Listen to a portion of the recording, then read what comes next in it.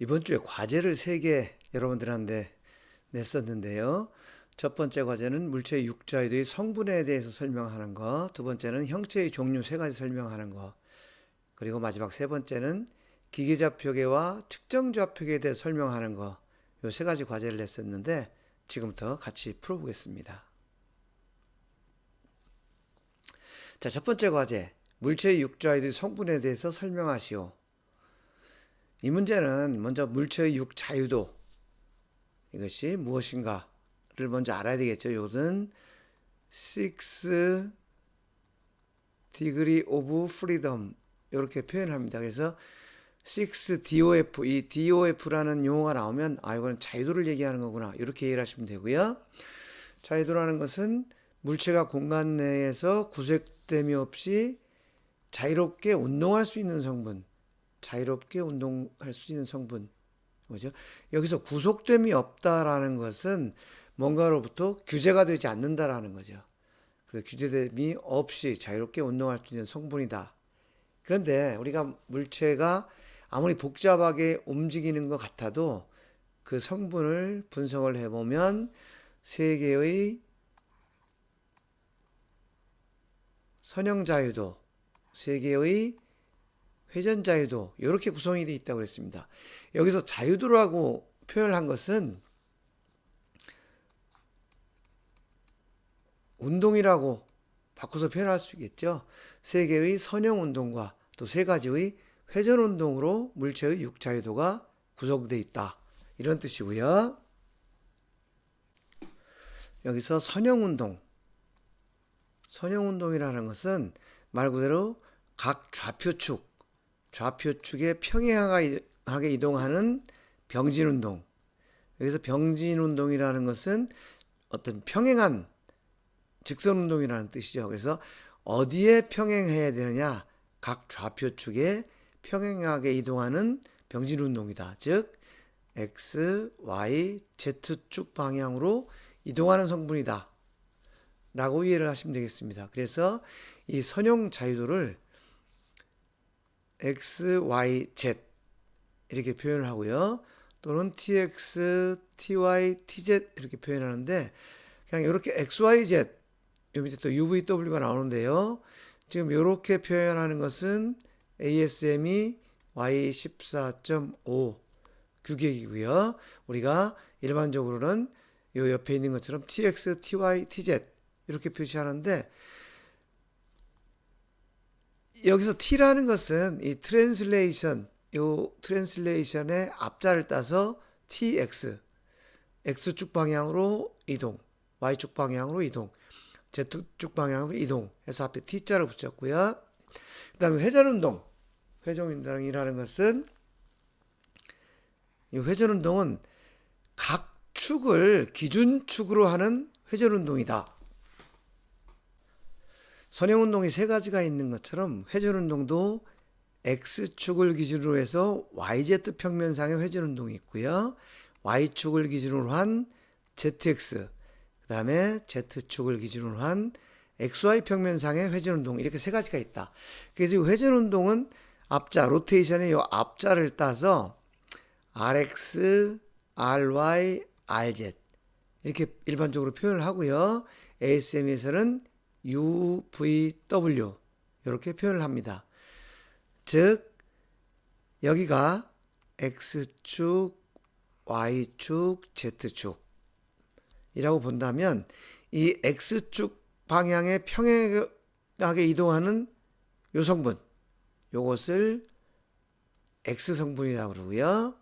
Y축에 평행하게 이동하는 성분을 Y, 그 다음에 Z축에 평행하게 이동하는 성분을 Z 이렇게 표현하고요. 또는 이것을 TX, TY, TZ 이렇게 표현하는 것이죠. 그 다음에 요 X축을 주축으로 해서 YZ 평면상으로 회전하는 요 성분을 우리가 U라고 표현을 합니다. 이 축 방향으로 엄지손가락을 뻗어서 손으로 감아 쥐는 방향이 이제 회전 방향이 되는데 X축을 기준으로 YZ 평면에서 회전하는 운동을 U 또는 로테이션 X축. 그 다음에 Y축을 기준으로 ZX 평면상에서 움직이는 이 회전 운동을 V 또는 로테이션 Y축 이렇게 표현하고요. 그 다음에 Z축을 기준으로 XY 평면에서 회전하는 성분 이것을 W 또는 RZ이라고 표현합니다. 그래서 RX는 XY 평면, RY는 ZX 평면, RZ는 XY 평면 상에서의 회전 운동이다. 이렇게 이해를 하시면 됩니다. 우리가 물체의 자유도 성분에 대해서 개념을 이해했는데요. 그럼 이 자유도라는 거 왜 필요하냐? 그 개념을 왜 이해해야 되느냐라는 것은 이 자유도를 구속하기 위해서입니다. 이제 자유도를 구속한다는 것은 이 물체가 움직이지 못하도록 고정한다. 그 회전 운동과 선행 운동을 고정을 한다는 뜻인데, 그렇게 자유도를 구속하는 이유는 물체의 자유도를 구속하지 않으면 공간상에서 물체를 고정할 수가 없는 거죠. 자유롭게 움직이니까. 이렇게 움직이게 되면 가공이나 측정이 불가능해진다. 물건이 고정되지 않으면 가공 당연히 안 되겠죠. 물건이 고정되지 않으면 측정이 당연히 안 되겠죠. 그런데 가공을 할 때는 물건이 고정돼야 가능하다라는 것은 이해를 하겠는데, 측정해서 물건을 고정한다는 뜻은 무엇이냐? 이것은 바로 데이텀이라는 것을 지정을 해서 측정 좌표계를 설정한다. 이런 개념이 됩니다. 즉 물체를 바이스로 고정하는 거나 물체의 어느 부분을 측정을 해서 측정 좌표계를 설정하는 거나 같은 개념이고, 그것을 자유도 구속이라고 한다. 이런 의미입니다.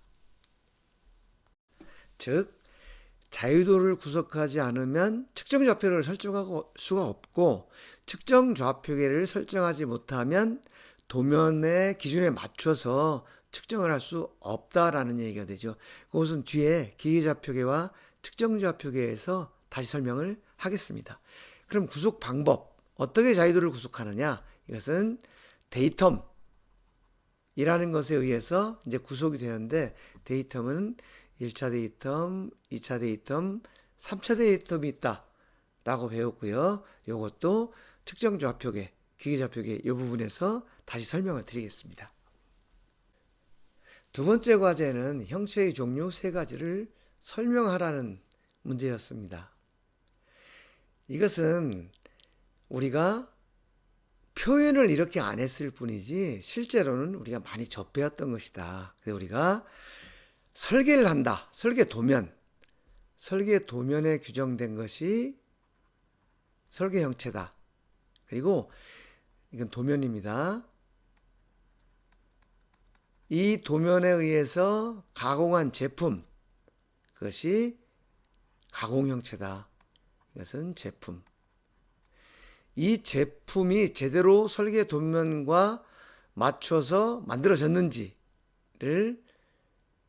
측정, 검사라고도 하고 측정이라고도 하죠. 측정은 데이터를 얻어내는 거, 검사는 합격 불합격을 따지는 거. 근데 우리는 측정이라고 그래야 되겠죠.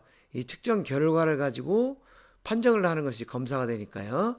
그래서 실제 가공된 제품을 측정 결과, 이것이 측정 형체다. 이렇게 이해를 하시면 됩니다.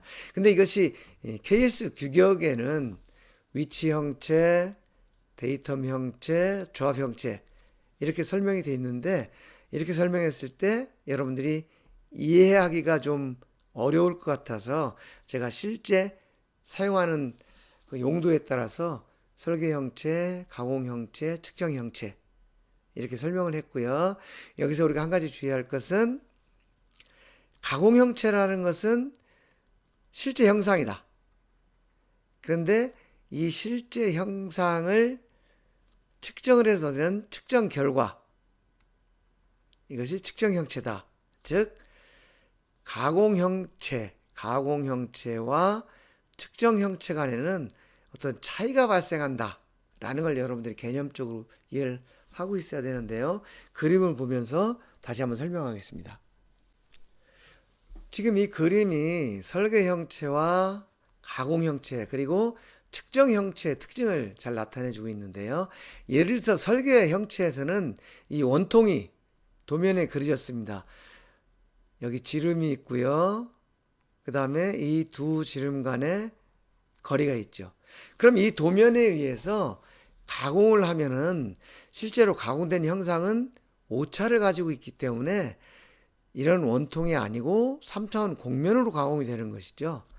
이 면이 전체가 이렇게 울퉁불퉁하게 가공이 됩니다. 물론 이 울퉁불퉁하다는 양 자체가 뭐 마이크로미터 단위일 수도 있고 또는 0.01mm 단위일 수도 있고 한데 어쨌든 이런 현상이 나타나기 때문에 설계 도면과 같이 이상적인 원통으로 가공하는 것은 불가능하고 모든 형체는 3차원 곡면으로 가공이 되는 것이죠. 이것이 가공 형체입니다. 그러면 이 가공 형체가 어떤 상태에 있는지를 정보로 표현을 하기 위해서 우리가 일반적으로 3차원 측정기를 이용해서 여기 있는 이런 원통을 쭉 측정을 합니다. 이 3차원 곡면 부분이죠. 측정을 해서 이 측정한 점을 가지고 계산을 하는데 측정 형체는 반드시 원통이어야 합니다. 왜냐하면 설계에서 원통 형체로 설계를 했기 때문에 가공은 3차원 곡면이지만 측정 결과는 원통이어야 된다는 거죠. 그래야 설계에서 의도한 기능과 일치하기 때문입니다. 그런데 여기서 측정 결과는 여기 지름이 지금 D1, D2 서로 같지 않겠죠. 그 다음에 여기서 A라는 거리가 규정되어 있는데 여기서도 A를 계산을 합니다. 그리고 이 원통이 설계 형체에서는 이 평면에 직각으로 가공이 되어 있죠. 직각으로. 그렇지만 실제 가공을 하면 직각이 아니고 여기서처럼 이런 각도를 가지고 경사지게 가공이 되고 측정이 된다. 그래서 가공 형체와 측정 형체는 일치하지 않는다는 겁니다. 왜냐? 이런 3차원 곡면을 어떤 규칙에 의해서 원통으로 설계 형체로 계산을 했기 때문에 그래서 조립 시에 문제가 되는 상황이 발생하는데 이것은 또 나중에 다시 설명을 하겠습니다. 이것은 설계, 가공, 측정 형체의 특성을 원을 예를 들어서 나타낸 겁니다. 일반적으로 원을 측정한다. 그러면 일단 지름이 차이가 나겠죠. 지름. 그 다음에 위치가 차이가 납니다. 중심, 좌표. 그 다음에 형상의 편차가 되겠죠. 이거는 우리가 진원도라고 표현을 하죠. 여기 보면 실제 도면이 요 하늘색처럼 이렇게 규제가 되어 있습니다. 이것이 설계 형체가 되고요. 이 도면에 의해서 가공을 했더니 여기 이 검은 선처럼 울퉁불퉁하게 원이 아니고 울퉁불퉁한 형상으로 가공이 됐습니다. 이것이 가공 형상인데 이것이 가공 형체가 되는 거죠. 그리고 이 가공 형체를 프로빙을 해서 그 점 데이터를 이용해서 계산을 하면 이러한 측정 결과가 나옵니다. 이것이 측정 형체가 되죠. 그러면 우리가 이 그림에서 보시는 바와 같이 설계 형체, 가공 형체, 측정 형체는 각각 다 다르다. 여기서 주목할 것은 측정 형체는 가공 형체를 정확하게 표현을 해야 되지만 실제로 측정 형체는 수학적인 계산 결과고 가공 형체는 원이 아닌 이 곡선으로 가공이 되기 때문에 측정 결과와 가공 형상도 일치하지 않는다 라는 것을 여러분들이 염두에 두셔야 되는 거죠. 제가 가공 형체와 측정 형체의 차이점을 계속 강조를 하는 이유는 우리가 모든 측정은 측정 좌표계를 설정해서 한다고 그랬죠. 근데 이 측정 좌표계라는 것이 데이텀입니다. 근데 이 데이텀은 가공 형체를 이용해서 데이텀을 설정을 하는데, 문제는 실제 데이텀은 가공 형체가 되는데 측정 좌표계에 활용되는 것은 또 측정 형체가 되는 거죠. 그래서 실제 데이텀과 측정 좌표계를 설정하는데 이용되는 측정 형체, 이것이 서로 다르다라는 것을 여러분들이 알아야 되기 때문에 이것을 계속 설명하는 건데요. 이 부분을 이렇게 한번 보죠. 우리가 데이텀이라는 것은 이론적으로 정확한 기준이 됩니다. 이론적으로 정확한 기준인데 실제로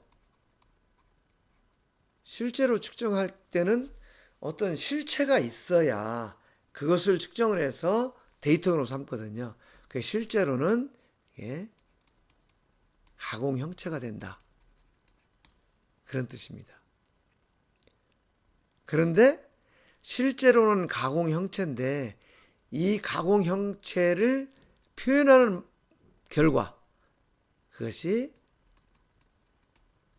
측정 형체다. 이 측정 형체라는 것은 수학적인 표현이고 가공 형체라는 것은 기계적 표현이다. 실제적인 제품을 표현하는 거다. 이렇게 이해를 여러분들이 하시면 되겠습니다. 데이텀에는 1차 데이텀, 2차 데이텀, 3차 데이텀이 있다고 그랬고요. 이것도 뒤에서 다시 설명을 하겠습니다. 이것은 데이텀 표적에 대한 설명인데요. 데이텀이 같은 말을 계속 이제 반복을 하게 되는데 실제로 데이텀은 가공 형체가 됩니다. 즉 이런 오차를 가지고 있다라는 거예요. 데이텀 자체도 완벽하게 가공을 할 수가 없기 때문에 오차를 가지고 있다는 거죠. 그런데 이 가공 형체를 이용해서 측정 좌표계를 만들 때 데이텀을 예를 들어서 여기 한 점, 여기 한 점을 측정을 한다. 그러면 이 두 점을 연결한 이러한 직선이 생긴다는 거죠. 이 직선이 이제 측정 형체가 되고 실제로 측정 좌표계는 이 측정 형체를 가지고 이제 설정을 하게 됩니다. 왜냐? 수학적으로 계산을 해야 되기 때문에. 그 다음에 예를 들어서 여기 한 점을 측정을 했다. 그러면 이 점을 지나면서 앞에 계산된 직선에 수직이 되는 이런 좌표계가 설정이 되는 거죠. 그럼 이 좌표계로부터 그 다음 이제 측정값을 얻어내게 됩니다. 근데 만약에 측정을 할 때 요 점과 요 점을 측정했다. 그러면 요 두 점을 연결한 직선으로 이런 측정 형체를 만든다는 거죠. 그리고 이것을 측정 좌표계에 활용을 하게 됩니다.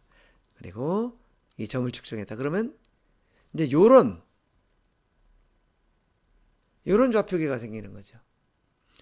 만약에 여기 한 점, 여기 한 점을 측정했다. 그러면 이런 직선이 생기고 또 여기를 측정했을 때 이런 직각이 생기고 이걸 가지고 측정 좌표계를 설정을 하는 겁니다. 다시 얘기하면 어느 부분을 측정을 해서 데이텀을 설정했느냐에 따라서 여기서 1번, 2번, 3번과 같은 측정 좌표계가 설정이 된다는 거죠. 그러면 측정 좌표계가 이렇게 바뀌게 된 이유는 뭐냐? 원인은 첫 번째가 가공 형체의 오차, 두 번째는 측정 점의 위치, 이것에 의해서 문제가 되는데 가공 형체의 오차 이것은 어떻게 해결할 수가 없는 겁니다. 측정해서. 왜냐? 이것은 이미 가공해서 그렇게 끝이 났기 때문에. 그렇지만 같은 가공 오차를 가진 가공 형체라 하더라도 측정을 할 때는 항상 일정하게 측정을 해야 된다. 그러려면 어떻게 해야 되느냐? 이 측정 점의 위치 이것을 일정하게 지정을 해주자. 그래야 어떤 측정자가 측정을 하든 측정 좌표계는 동일하게 설정이 된다. 이런 얘기죠. 그러다 보니까 데이텀을 설정하기 위한 측정점의 위치 이것을 데이텀 표적이라고 얘기를 합니다. 즉, 그 데이텀 표적의 위치를 여기서처럼 이렇게 표현을 해주는 거죠. 데이텀 표적, 데이텀 표적, 데이텀 표적.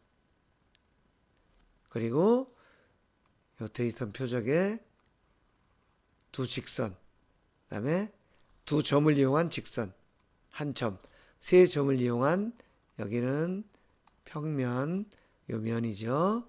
그 다음에 요 두 점을 이용해서 만든 직선, 요 점. 이렇게 해서 이 위치를 지금 이 끝에서 얼마가 떨어지고 거기서부터 얼마가 떨어지고 이런 치수를 다 지정을 해주는 거죠. 이렇게 지정을 해주면 항상 동일한 위치를 프로빙을 해서 데이텀을 측정을 하고 측정 좌표계를 설정할 수 있다. 그래서 누가 측정을 하든 데이텀이 일정하게 설정이 된다. 즉 측정 좌표계가 일정하게 설정이 된다. 그런 용도로 사용하는 것이 데이텀 표적이다. 이렇게 이해를 하시면 되겠습니다.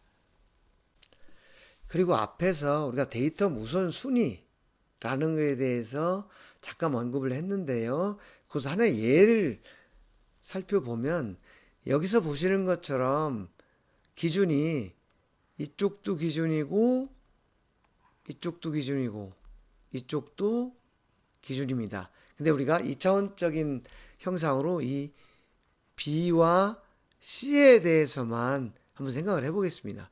만약에 도면에 이 원의 위치, 이 원의 중심 위치가 B와 C를 기준으로 했는데 B가 앞에 있으면 요 데이텀을 우선으로 한다는 얘기죠. 그럼 어떤 결과가 되느냐? 지금 여기 봤을 때 이 제품이 이게 가공 형체죠. 근데 요것은 좌표계입니다. 이 좌표계는 수학적으로 설정이 되기 때문에 이거는 완벽한 직각이 되는 거죠. 직각으로 구성이 되는데 가공 형체는 오차를 가지고 있기 때문에 이 B면과 C면이 실제로 직각일 수가 없다는 거죠. 그래서 만약에 B를 먼저 데이텀으로 선정을 한다라고 하면 이 B면을 기준으로 이런 직선을 만들고 난 다음에 그 다음에 이 선의 직각인 이런 좌표계를 만든다는 거죠. 즉 이게 예를 들면 X, Y 이렇게 되면 직각인 요 좌표계로부터 요 중심이 계산이 되는 거죠. 근데 만약에 이것이 바뀌었다.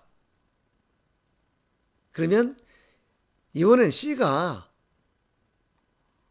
앞으로 온 거죠. 아까는 C가 뒤에 있었기 때문에 B를 기준으로 했거든요. 그런데 이렇게 교재가 된다면 C를 먼저 기준으로 잡아서 요 C면에 맞는 직선을 만들고 그 다음에 거기에 직각인 요런 축을 만들어서 X, Y축이 이렇게 되는 거죠. 이렇게 되면 이 원의 중심까지의 거리, 이 원의 중심까지의 거리가 지금 B를 우선으로 할 때는 요게 X고 요게 Y입니다. 근데 C를 우선으로 할 때는 요게 X가 되고 요게 Y가 되죠. 그래서 X1 요것이 X2보다 큰 값이 되고 Y2 요것이 X1보다 큰 값이 된다. 이 값이 작은 양일 수도 있고 큰 양일 수도 있지만 어쨌든 이런 현상이 나타난다는 겁니다. 눈에 보이질 않지만.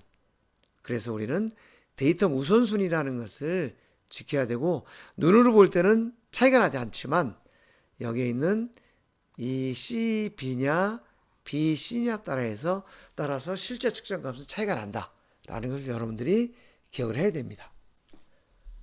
마지막으로 기계좌표계와 측정좌표계에 대한 설명인데요. 기계좌표계, 측정좌표계. 측정좌표계는 PCS라고 표현을 한다고 그랬고 기계좌표계는 MCS라고 표현을 한다고 그랬다. 기계좌표계는 측정기 자체가 가지고 있는 고유의 좌표계입니다. 측정기 자체. 그 다음에 이것은 고정돼 있고 측정좌가 이므로 변경할 수가 없다. 그리고 모든 좌표계의 기준이 된다라는 거고요. 나중에 이 측정 좌표계라는 것도 이 기계 좌표계를 기준으로 계산이 되는 거다. 이렇게 이해를 해야 되고요. 그 다음에 기계 좌표계는 안내부 X, Y, Z이 서로 직각이면서 그 안내부를 따라서 축이 움직일 수 축을 측정하는 기구가 움직일 수 있게 되어 있고요. 그 다음에 이 안내부에 스케일이라는 것이 붙어 있어서 얼마만큼 이송기구가 움직였는지 라는 것을 알게 된다. 그래서 이 안내부, 가이드부와 스케일 이것이 합쳐져서 좌표축을 구성을 하고요. 측정 좌표계는 도면에 맞춰서 공작물 자체에 설정하는 좌표계다. 이것은 사용자에 의해서 수시로 변경이 가능하다. 왜냐?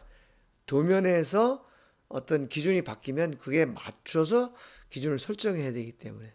그리고 계산 자체의 기준은 기계좌표계지만 실제로 모든 측정은 이제 측정좌표계. 우리는 측정좌표계만 보는 거죠.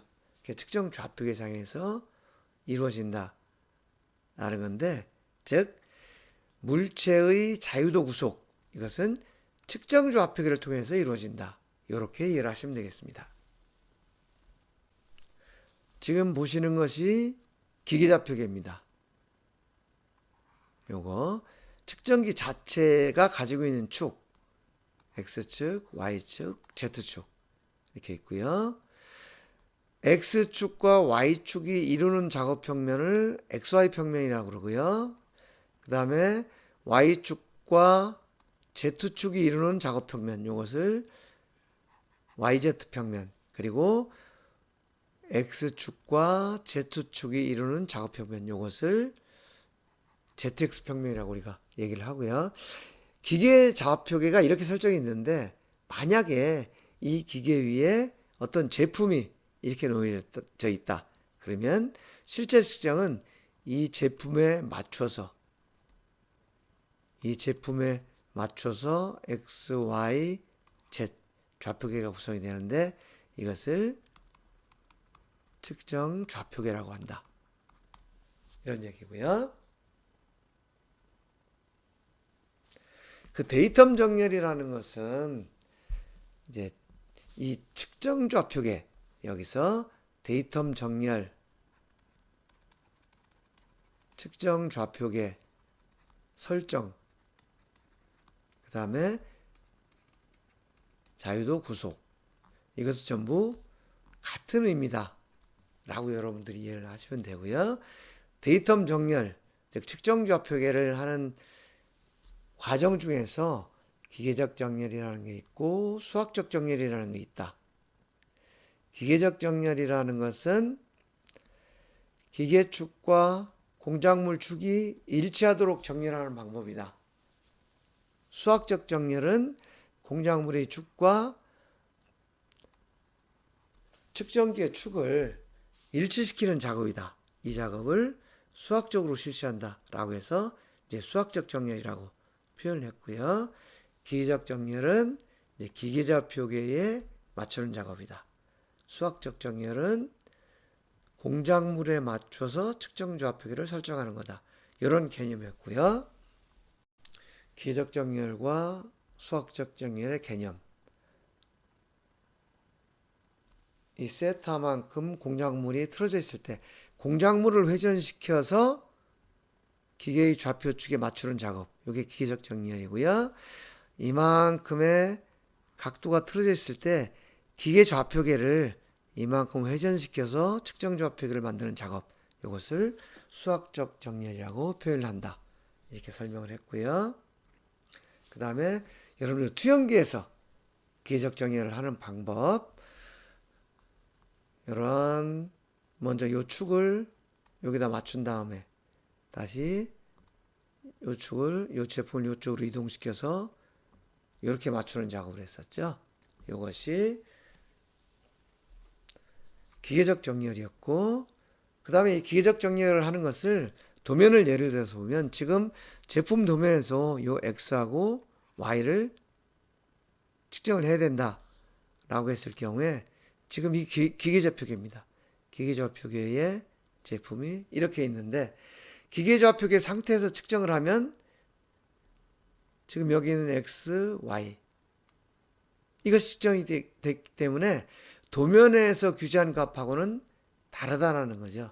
그래서 도면과 기준을 맞춰서 측정을 하기 위해서 지금 제품을 이만큼 옮긴 다음에 여기서 이만큼 또 회전을 시키고 그 다음에 또 이만큼을 옮겨서 제품을 이렇게 고정시킨 다음에 측정을 하면 X, Y가 도면에서 규제한 것과 비교할 수 있도록 측정이 된다.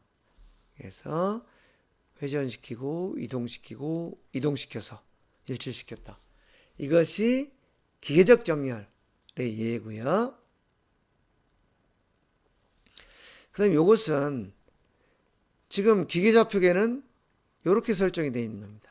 근데 제품은 이렇게 놓여 있어요. 그러면 이 제품에 맞도록 좌표계를 설정을 해야 이 제품을 측정할 수 있다는 거죠. 그러면 지금 요 세타만큼 회전시키고 그 다음에 요거만큼을 이렇게 이동시켜서 이런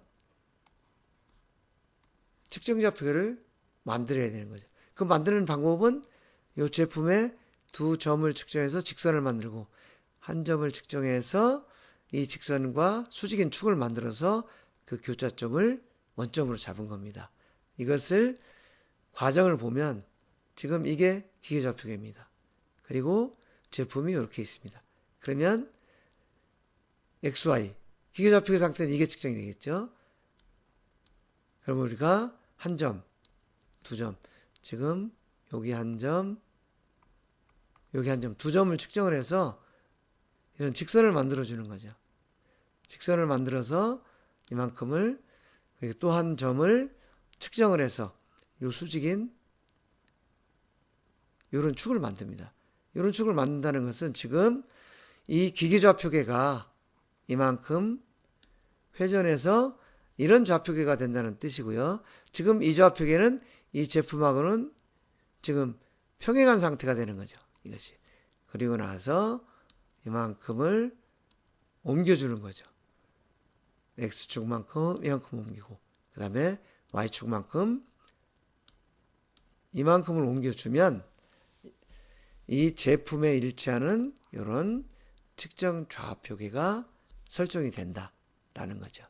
그래서 우리가 측정하고 도면과 비교할 수 있는 X, Y 요 값 측정이 되면 요 설계값과 측정값을 비교해서 오차를 우리가 계산낼 수가 있는 거죠. 그래서 그 단계는 이렇게 되는 거죠. 회전운동과 선형운동 구속하는 거고요. 회전운동을 통해서 W Z축을 기준으로 한 회전운동이 구속이 되고 그 다음에 선형운동 구속을 통해서 X, Y 축이 구속이 된다. 이렇게 이해를 하시면 되겠습니다. 자, 이렇게 해서 오늘 과제 3가지를 전부 같이 살펴봤습니다. 여러분들이 이제 스스로 이 과제를 풀었던 거하고 오늘 설명한 거하고를 비교해 가면서 혹시 잘못 이해된 부분이 있다면 정확하게 그 이해를 했으면 좋겠고요. 이것은 앞으로 모든 측정의 기초가 되기 때문에 여러분들 잘 이해를 했으면 좋겠다라는 것을 부탁을 드립니다. 자, 여러분 수고하셨습니다.